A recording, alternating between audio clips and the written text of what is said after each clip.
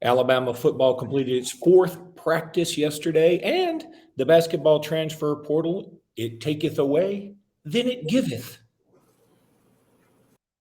Locked On Bama, your daily podcast on the Alabama Crimson Tide, part of the Locked On Podcast Network, your team every day.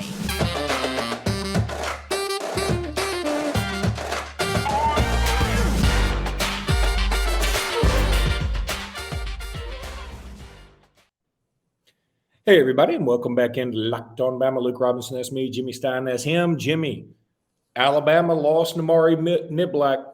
Why did I say Namari Niblack? Why did I say that? Not even Namari Niblack's name. That's not even his name. It's not even Namari Niblack and Namari Burnett, and I screwed him up, and I'm not starting over. No wonder Namari left. They kept calling him Namari Niblack. And Burnett's like, that's not even his name. I'm out of here.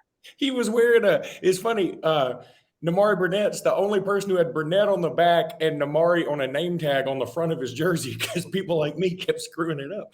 No, okay. Namari Burnett left the team. Okay.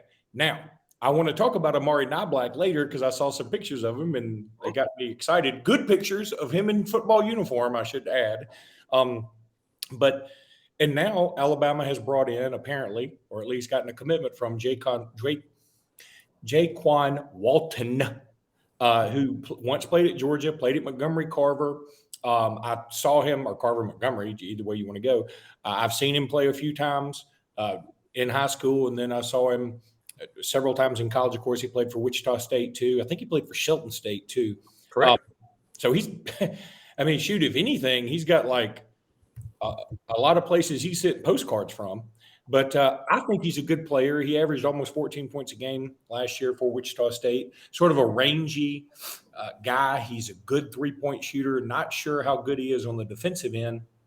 But frankly, while I'm a huge fan of playing good defense, it's probably just as important, if not more important to me, that you can shoot the three ball in this particular offense. So I think Alabama basketball picks up a guy, and you know how I am about in-state kids. I want them at Alabama if they're good enough. I don't want them going somewhere else. So I'm happy he's here. I feel like it's a positive. What are your thoughts on that? And have you heard anything else about some potential transfers out of the basketball program? And we are going to get to football today, I promise you. But since the transfer portal for basketball is like this fluid thing that's always moving, we had to talk about Jaykwon Walton, who I think is going to be a good player for us. Yeah, I definitely like Jaykwon because just he seems like system in terms of the thing that blows me away about what Nate wants on offense is he wants the perimeter. It's like we have three positions and we only have three. It's like, okay, we need a point guard and we need a dunker, a big dude that's kind of a dunker, rebounder dunker that just hangs out under the basket, and we need a point guard, and then we need three guys who all sort of look the same, and preferably they're going to be tall and lengthy and be difficult to good defenders because they're so long. And Jaykwon is exactly that. I mean, he's exactly one of these wing guys. He can play offensively. He can play the two. He can play the three. And because he's 6'7" with long arms, he can get away with playing the 4 spot. And that just sounds like what Nate likes. Now, Brandon did all that and was 6'9". Clowney doesn't. But Namari Burnett and Rylan Griffin are long twos, that can play the 3. I think Walton's just sort of a long 3 that could potentially play a 4. But I just think he's a Nate Oates player. Now, early in Jaykwon's career, you could say, boy, I'm glad he didn't sign with Alabama. He doesn't appear to be much. He went to Shelton and then Georgia from there and didn't do anything in Georgia and then went to Wichita and didn't do anything initially. But the Jaykwon Walton that played last season at Wichita is a guy that can play for Alabama. It just seems to me like happens with so many guys. He just turned a corner. He developed late. He blossomed late. He was a guy that you'd want to take a chance on, and he blossomed later. And this happens. And looks like we're getting him post-blossom, which is good news. And he'll just be a guy, whether he's a starter whether he's one of our best players, I don't know. He just looks like another guy that's going to be in the rotation out on the wing that can knock down 3-point shots. And with his length, he's probably going to be, a pretty good defender on the perimeter. So I think this is a high quality pickup, or a quality pickup at the very least. And the Nate Oates truck just keeps on trucking on. Yeah, I'm with you. I like this pickup a lot. I'm super fine with it. I know some other people probably feel like there's some sexier names in the portal. Caleb Love, for instance. I mean, this kid out of North Carolina, he's always been much ballyhooed. But, he's got sort of a rep for doing some other things that aren't so great, not necessarily off the court, but maybe not in the locker room, where that North Carolina team didn't look like a squad that was clicking on all cylinders. And, right. And not saying Wichita State was, because they didn't make the tournament either, but I think the circumstances are different. First of all, as I said, Jaykwon got better. You pointed that out. And look, we just played a team that had some transfers come in, or had some late bloomers that kicked our butt, right? I mean, kicked our butts probably a little bit much, but San Diego State D'd us up. They played hard. They got some older kids, and they developed late. Why can't we go get some kids like that? I mean, I'm fine with that. I mean, honestly, would you rather have a guy who is a really good player as a senior that is developed late, or get a sort of a relatively unknown high 4-star kid, as a high school player? So who knows? That's sort of whichever way you want to go. As I'm sitting here in a sort of a foyer lobby type situation, and people are just going to walk by, I guess. I mean, I'm still in Phoenix, so I don't know what else to tell y'all. Anyway, we're going to go ahead and tell everybody about FanDuel right now, Jimmy. That's probably enough basketball talk. Well, first of all, anybody else? I mean, I've heard the rumors about Rylan Griffin and Jaden Bradley. I hope they don't transfer. We talked about it a little bit yesterday. No need to dive into it unless you've heard something else. I haven't heard it. I've heard those rumors like you. The way I look at it, until I get something really solid, I don't think it's going to happen.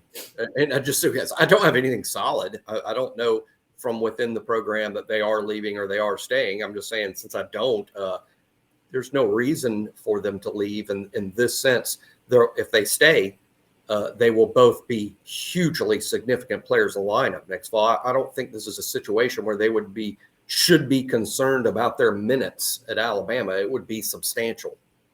No, I'm with you on that. That's what's kind of funny is, like, if they say, I want to transfer someplace, I get more minutes, we should go, how about right here? You can just get the portal and come right back. Well, you're going to get plenty of minutes next year. So, all right, let me tell everybody about FanDuel.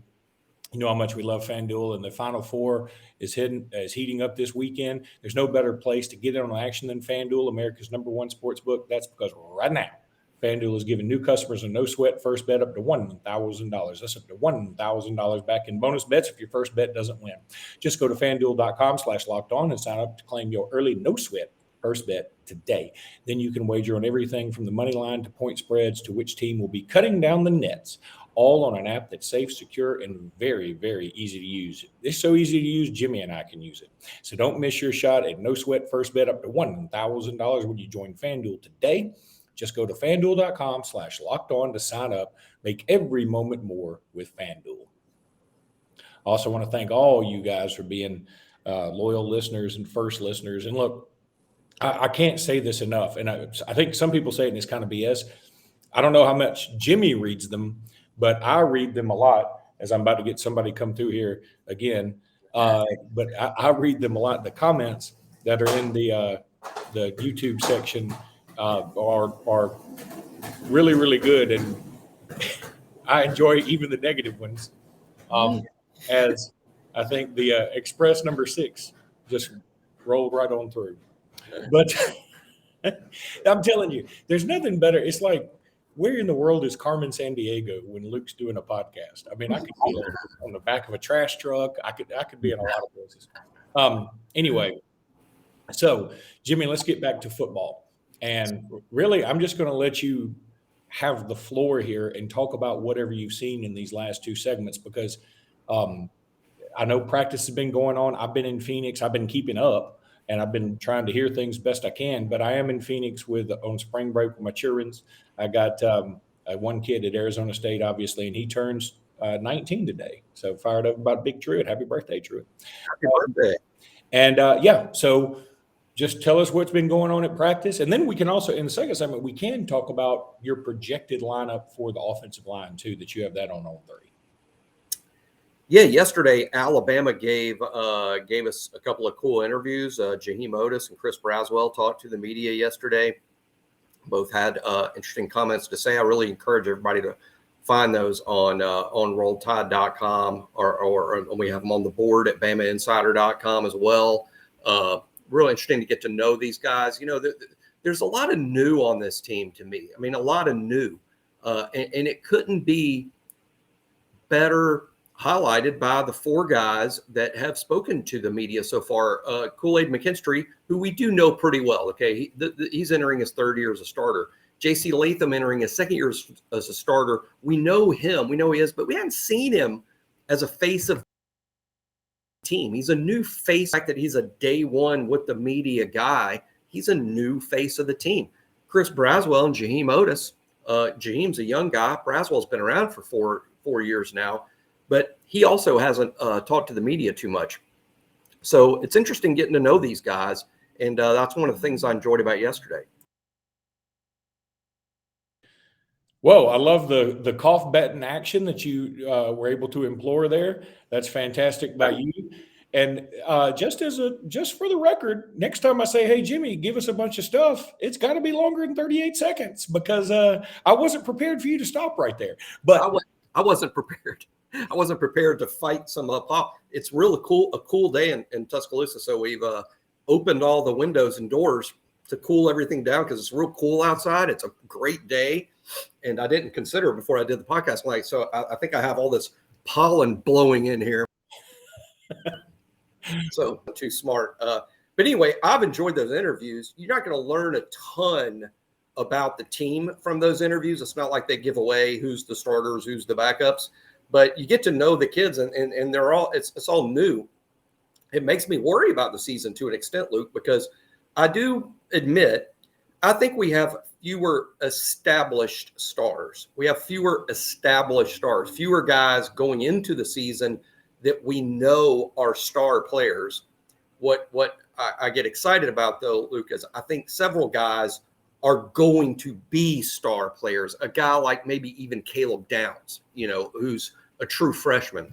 I think not only will Caleb Downs likely be a starter, I think he could be one of the best players on the team, even though he's a true freshman, and that's a new name. I think Terrion Arnold is a guy that might go from a guy that's playing to a guy that's a star.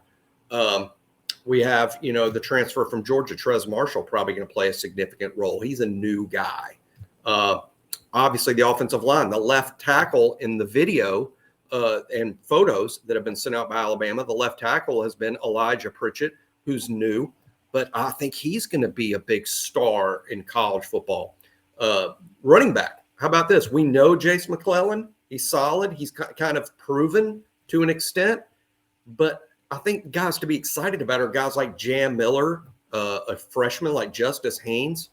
I think there's a lot of reason for excitement. So I think that the stars aren't established, but there will still be significant star power on the team once the games start.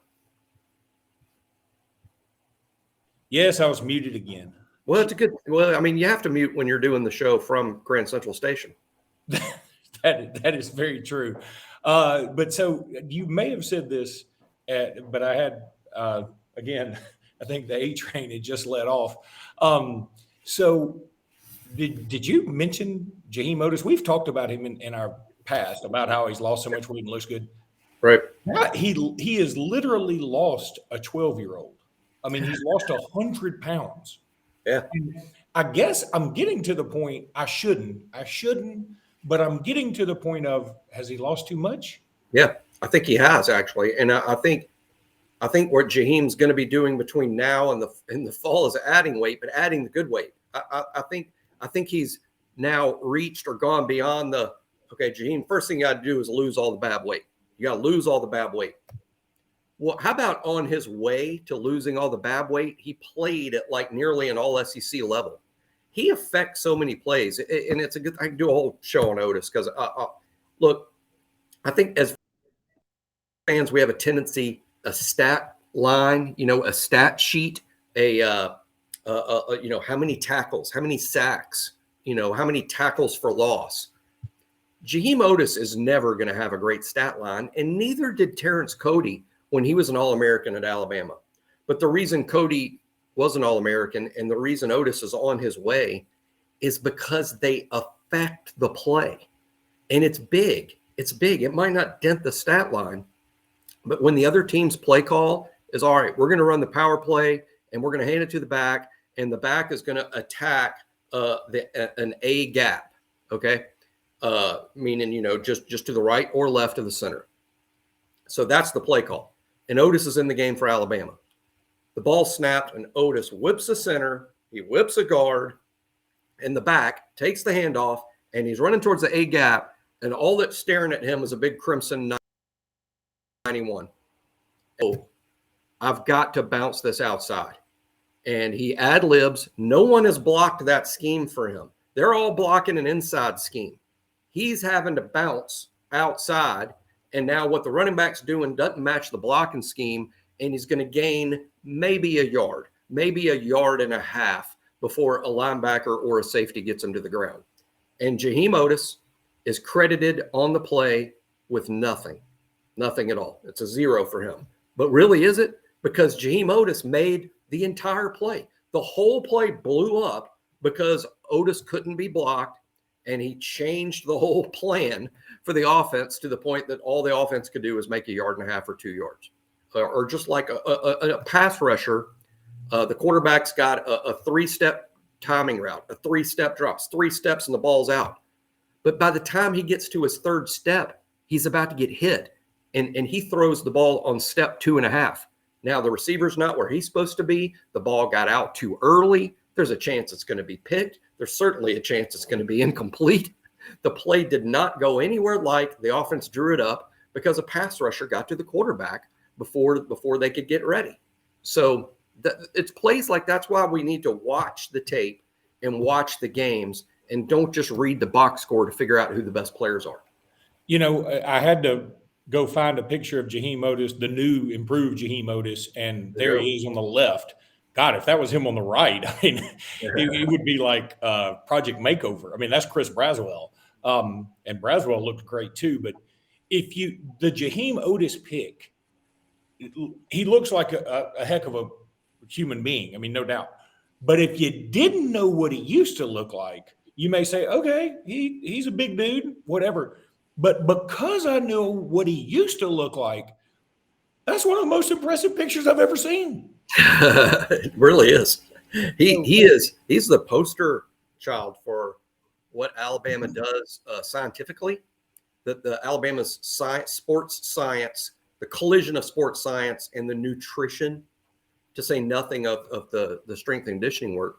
But hey, everybody's got an ideal weight where it's not the ideal weight you might see on a chart on the internet in terms of what us normal people do. But what I mean is, I think every player out there plays his best at a certain weight, and it's not one size fits all. I wouldn't be surprised if we find out through experimentation down the road that maybe Oatis plays his very best right at 335 or 340. That's just kind of a sweet spot for him. Over 340, he's too big and slow. But under 335, he loses some of that power, some of that mass that makes him such a difficult player to block. Everybody's just got to find, okay, where am I getting my best number? It's not all just, hey, let's get all the 270 guys up to 290 and get all the 340 guys down to 290. It's not that at all. It's each individual is going to be a different athlete at a different weight. All right, Jimmy, let's take a break here, and then I want to get into some of your offensive line. You know what? I'm calling an audible. I like this little thing you're doing better. The best skill possession players for other teams in the SEC that you mentioned. Sure. Because we talked about skill position players yesterday, let's just keep that theme, and we'll do offensive line tomorrow. All right, Jimmy, you did a little post for skill position players for other teams in the SEC. And kind of interesting. First of all, Arkansas bringing back KJ Jefferson. I think people forget that. And Rocket Sanders. That's a good duo to be bringing back. I mean, Arkansas, look, I'm not saying they're going to win the West. I'm not saying they're going to finish fourth in the West. I'm saying they're just going to be another team you just don't want to play very much. Now, they lose Drew Sanders, obviously, and they lost Catalan. I don't even – did he get hurt last year? He's been hurt the last 2 years, and but I think he's fantastic. And to be honest, he was a guy I was kind of hopeful Alabama would be interested in, but they weren't. And he went to Texas. Well, okay. And really, I'm going to focus on just the guys Alabama's playing. I mean, I love Berrien Brown at Kentucky, and I love Luther Burden at Missouri. But since we're not playing them, I'm not going to bring them up. Auburn has Jarquez Hunter and Javarius Johnson. Okay. Hunter's a good player. I think Hunter's really good. I think he has potential to be on an all-SEC team. Do I think he'll be first team? Probably not. I think he could be second team all-SEC. But I think Javarius Johnson in that spot where you're saying best skill position players in other teams sort of lets you know where Auburn is at the wide receiver spot. I'm a fan of Javarius Johnson. I like the kid. I saw him at Hewitt-Trussville play several times. I think he's a good player. But I think it's a problem if he's what you consider to be your best skill position player or one of the two when you're in the SEC. If you're at a different conference, maybe. And again, that's not a slight at him. I'm just saying I haven't seen anything that would make me think, okay, he'd be one of the best skill position players at Arkansas or Ole Miss or something like that. Yeah, a lot of teams had transfers that I didn't really include because it's such a hit and miss thing, with transfer portal guys. But yeah, I wasn't too knocked out with what Auburn's got. I mean, here's the thing. I mean, in terms of like who's got skill position players that are like, wow, one after the other. I mean, I see two, Texas A&M, Georgia, LSU. They all had multiple, even had players I didn't include that I could have. I mean, those teams are pretty loaded with a lot of skill talent. I like, though, that you mentioned Arkansas because even though I'm not including Arkansas as one of the best teams, I don't think Arkansas is going to be a great team this fall. But if you want to start with quarterback, running back duos, I would say it's the best in the league, KJ and Rocket, and maybe arguably the best in the country, certainly up there on a very short list. But it's almost like they got KJ, they got Rocket, and I'm not sure what else they have at all. That's very, very fair. But A&M's, I mean, you brought up A&M. I don't need to bring up Georgia's necessarily, even though it makes me vomit in my mouth a little bit that they bring Ladd McConkey back. And I think he's coming back is he coming back for 2 more years? I mean, he could. Well, he's probably got 5 more years. He's one of these guys. But, I mean, he's one of those guys. Everybody else is scared to death of Brock Bowers. Brock Bowers is going to do Brock Bowers things. I mean, Brock Bowers is a freak of nature. But Ladd McConkey is the guy that I feel like kills you because you're so worried about Bowers. You're so worried about one of the running backs. You're so worried about, maybe a Ra Thomas this year or whatever, and then McConkey kills you. But we're not going to talk about Georgia because it makes me vomit a little bit talking about how good some of their skill position are. But A&M you brought up. All right. I want to sneak up behind Ladd McConkey and go, hey, Hunter Renfrow, and see if he turns around.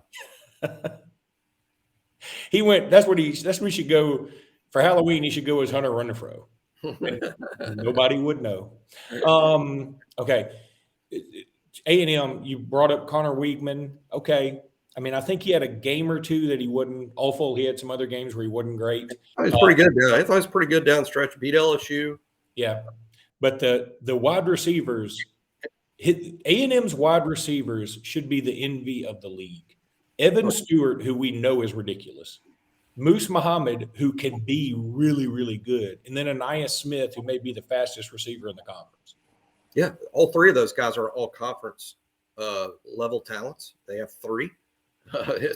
And they got backs, and not to say nothing of the incoming guys. It's crazy to me. I did this other thing last week on the board, Luke, where I looked at total offense last year in the SEC, who was the most productive 1 through 14, in the league, and just sort of had comments about what these teams have coming back. And it still blew me away that Texas A&M, all that talent. I think they finished 12th in the SEC in total offense. Are you kidding me? With those receivers, and Connor Wigman is a 5-star, but he was a true freshman. They had Devon Achane at running back, and still 12th. It just, that was one of the most poorly coached teams. And I don't know this. I'm not on the inside over there, but I can't help but think that team, they had the worst locker room in the whole league, probably because and if you want to buy rumors and based on what everyone is saying out there, is it because they were paying the freshmen a big all this money and none of the veterans and all the veterans who are starters are like, how come I'm getting no money and you're paying my third backup back here and he's got 6 figures back here, I got nothing, and the whole locker room got torn up. And I'm not saying that's what happened. I'm just saying it's one of the theories that are out there, but it makes some sense. Well, I'll tell you this, Jimmy. Luckily, they corrected the problem and bring in a stabilizing force like Bobby Petrino to get this thing under control. Controversy-free, drama-free. They said to themselves, Sills, we need somebody that's not very polarizing. Who can be that person? Bobby Petrino. Okay. They went all Mary J. Blige, no drama. All right, that's going to do it for today's podcast. We'll be back either tomorrow or Friday, depending on my travel schedule, but we will deal with that later. And until then, roll tide, everybody. Roll tide.